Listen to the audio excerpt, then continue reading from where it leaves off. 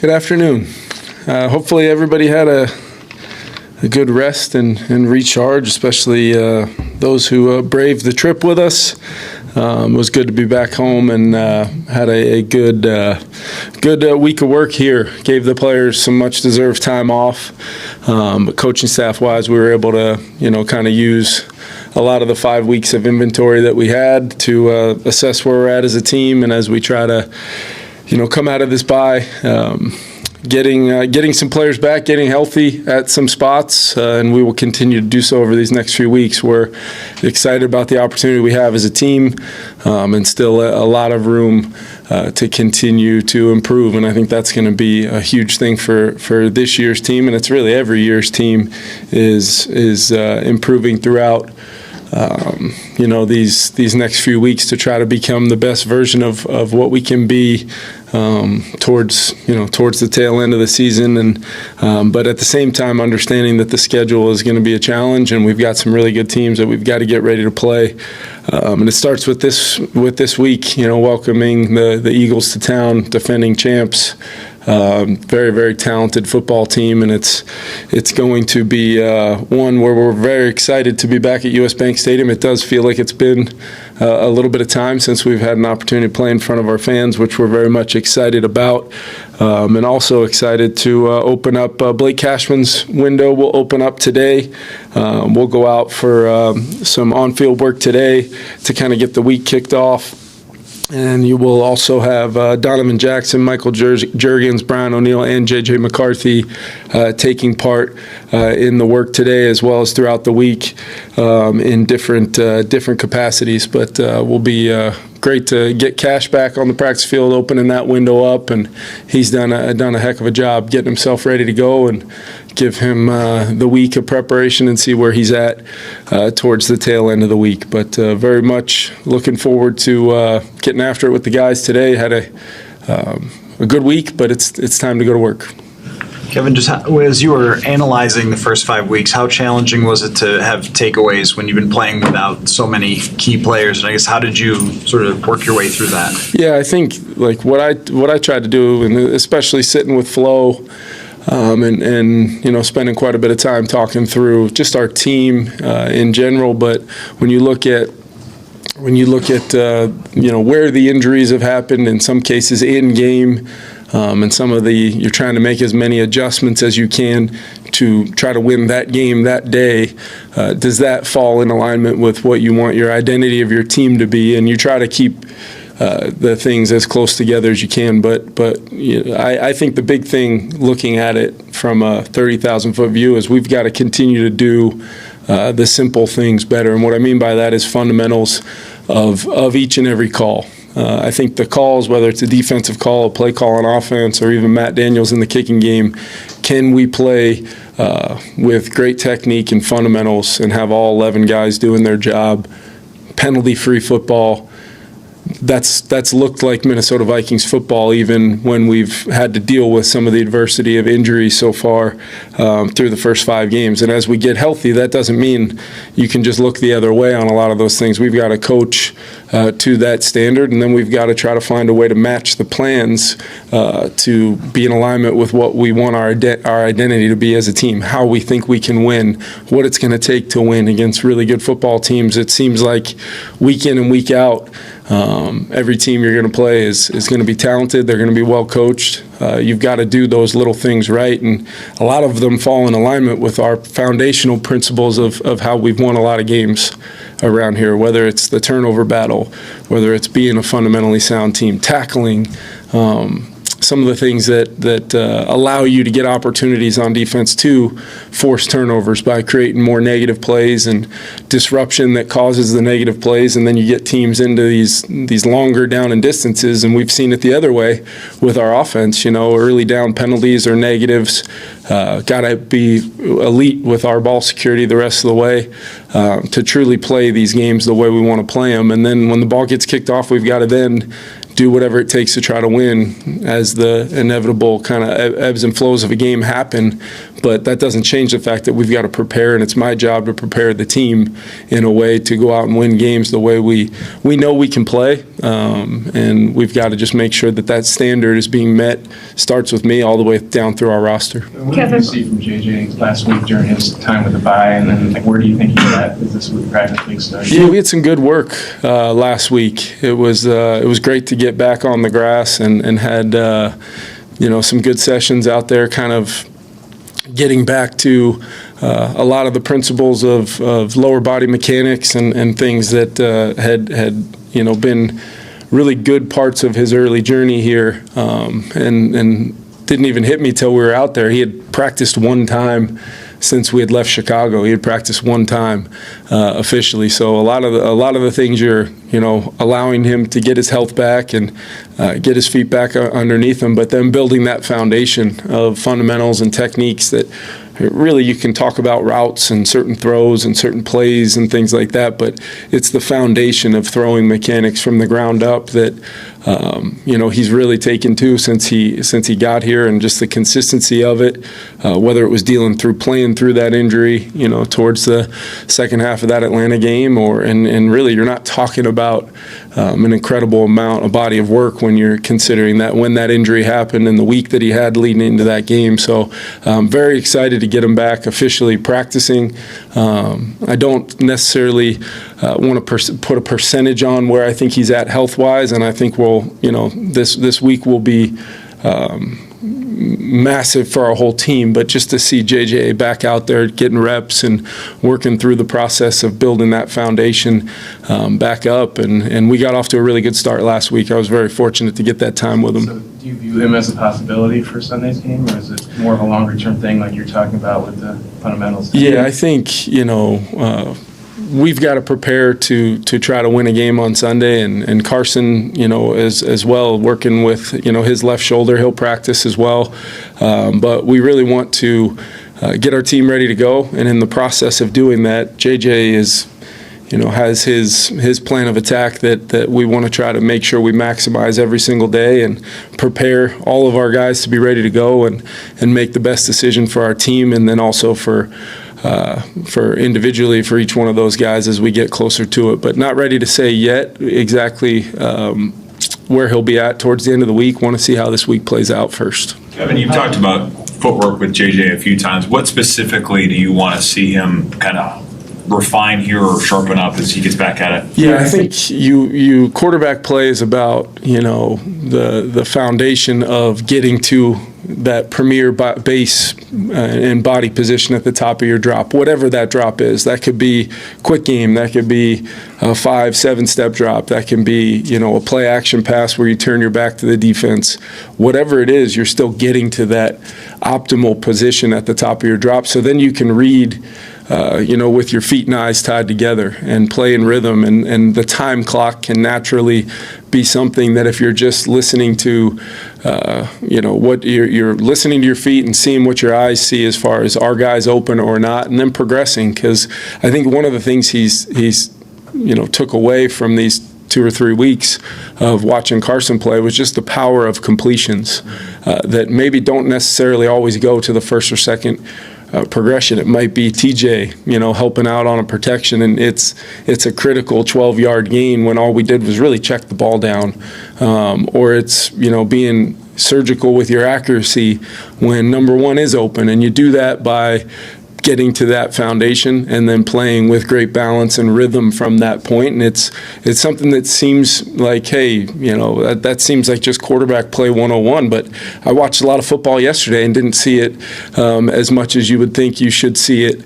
And that's just the nature of playing a really difficult position with a lot of variables in front of you, down the field, different coverages and techniques and leverages, and we're trying to give the best plays we possibly can, but within those plays you have 5 eligibles for a reason, and finding that open eligible and putting the ball in play, and the power of preserving not only yourself but the integrity of staying efficient as an offense ends up being the quarterback's job a lot of the time, when it's not always fair based upon how things are around them or the adversity around them from a standpoint of some of the injuries that have hit us, and that's just part of why the position is so difficult. But the beauty of the work last week was, this is purely just about let's just work on the technique and fundamentals and break it down to a place where we can really take tangible, wow, that felt different, that felt great, or that's how, that's why we coach it like that. And pretty soon he's throwing the ball great and he's got a smile on his face, and you're stacking reps upon reps that will matter as now he gets to transition to actual real reps on the practice field, and having the extra day here to get a little head start will be great, and then we'll work through it from there. Where is Carson with his shoulder just coming out of last week? Yeah, he was sore coming out of the game. He's gotten to a good place where he can participate as well and take part in the preparation. And the biggest thing for him is it's a non-throwing shoulder, so it's a matter of working through that soreness as it comes to him, and then it's going to be about for Carson, the same types of things that we talk about with JJ, albeit different because they're totally two different body types, different types of throwers from a standpoint of their lower body mechanics, but at the same time, the principles remain the same. And I think Carson's done a really good job of, without a bunch of time on task in the offense, understanding, that completion mindset. And I think even some of the times where he's maybe tried to hold on to the ball or create a play, that's led to maybe taking some more hits than he needs to. So I think you're playing against a really good front this week, one of the best interiors probably in the whole NFL, and the integrity of the interior of the pocket's going to be critical, but at the same time playing in rhythm and finding that completion in the quickest, most efficient way possible will hold true for both those guys. Kev, would you ever be comfortable taking a decision on a quarterback status like up to game time, or is because of that position you kind of need to know by end of the week just for continuity's sake? Yeah, I think there's the decision that is the public one, and I think there's the decision one with what we're going to do for the game. And those two things can be on different timelines, although I know that's not the most comforting thing to share with you guys. But there is a feel of making sure that we're preparing the quarterback position for the game, knowing that we've won games with two different guys this year, and we've found a rhythm at times on offense that, as much as that quarterback plays a huge role in it, we've got to make sure our offense is prepared to play with that true all-11 mindset, because when we've moved the ball pretty consistently without some of those early down inefficiencies that have caused us either to be in third and longs and not be able to stay on the field, or the early down, put the ball on the ground turnover. With, you look back at the last game, we had 2 fumbles, both of which I believe took place on 1st and 10, in a pretty optimal position on the field. One when we had been driving the first drive of the game, and then later on when the defense was able to get a stop backed up, we get a good punt return by Miles Price, and then we put the ball on the ground there. And every single one of those has their own stories for sure. Our ball carriers, they've heard it from me already today. They'll hear it every single day from here on out. But ball security has to be a premium for the way we're going to win games. And we were able to overcome losing the turnover battle. We lost the field position battle. We lost a lot of the metrics that say when you lose those things, you should lose those games. But we won the football game because we did what was required to win that game. But that does not mean that there's still not a lot of things we need to improve on to be a little bit more consistent as a team. And the quarterback position is obviously a part of that, Dave, but at the same time, we've got to prepare that position just like the rest of our team, where it's principles of playing good football that I think can be our separator, and then we allow the health and kind of the readiness factor to help drive that decision later on in the week.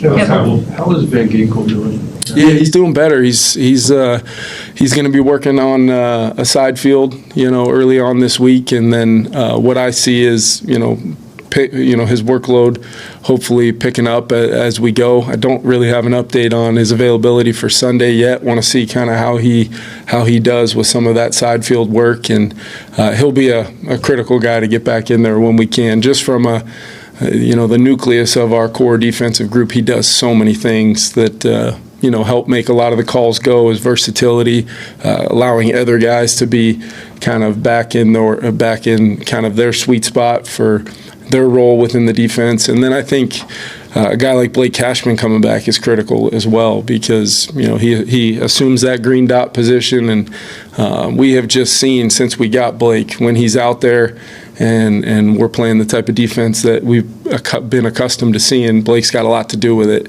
So very, very excited to get him back, and Gink's going to be on a timeline here that I don't necessarily have at this time, but I do feel positive about where he's at today and moving forward. Kevin, you spoke earlier about the identity. You guys kind of had to be in survival mode injury-wise, also traveling. What is the identity you think of the team now, and what do you want it to be, or is it the same right now? I think the characteristics of our team need to be consistent regardless of who's on the field. That's been one of the things that I haven't liked about some of the turnovers, or we've got to force some more. We forced a good chunk of our turnovers in one game, and that was a great performance by our team that day. And I think the score was indicative of a lot of things looking like they were in alignment with how we want to play. I think the defensive opportunities for turnovers will come, and they'll come with us being efficient on offense and maintaining possessions and scoring some points and trying to let those guys play with a lead at times, and making people a little bit more one-dimensional than being in these kind of back and forth kind of games, which is the NFL. Such is life in the NFL. But I think as we get guys back, hopefully you're seeing that standard and that line elevate with the initial intentions of our roster coming to life. And that'll be this week with Blake and some of those other guys coming back, Aaron coming back at some point in the near future, and then just continuing to build on the original intent of how the team was put together, but at the same time, manufacturing a clear path to winning each week. It's a week-to-week thing in the NFL. It's matchups and opponents and all those things, what they do well, what you have to make sure that you do your best to try to mitigate from a standpoint of their strengths to try to win. At the risk of a word salad, that's the best I could give you. But I'm sure that still can be interpreted as a salad, so I'll stop there. Kevin, what stood out as you watched a lot of football yesterday, and how do you analyze the landscape of the NFC?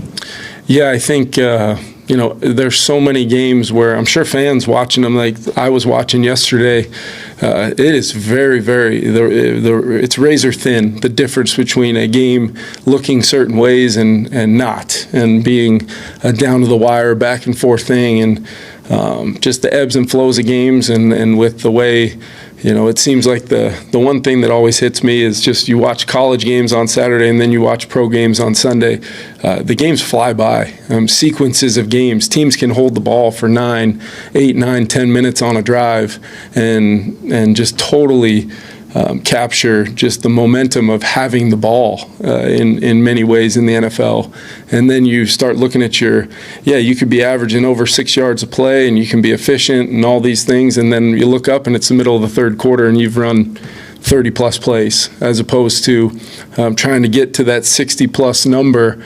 And there's a lot of ways to get to that number, but 9 times out of 10 it comes back to, are you not doing the things that stunt your ability to have a drive? Penalties, turnovers, short fields, the special teams one-play phase, being able to flip the field like Ryan Wright did against the Browns last week and put them backed up, which should inevitably turn hopefully into good field position for the next sequence of possessions. But to answer your question, it just seems like every play matters. It seems like if you're going to try to say, hey, this is a weighty down, I don't even know how you say that anymore, because they all feel weighty throughout a game. That 2nd and 7 explosive that you get in the play pass game, or that 3rd and 3 conversion where you get 3.5, they all seem to be massively important. And if you're going to try to pinpoint going into the game, this play right here is going to be the one, then you're probably going to be looking back on the game at many, many other plays in the game. So I think it's the consistency factor, playing good football with good principles of tackling, guys communicating, guys all playing the call with great technique and fundamentals. and then trying to manufacture momentum by stacking plays throughout your team, that in the NFL game isn't just one phase. It's all three phases, having to put those things together to play against good teams and win. Thanks, everyone. See you at practice.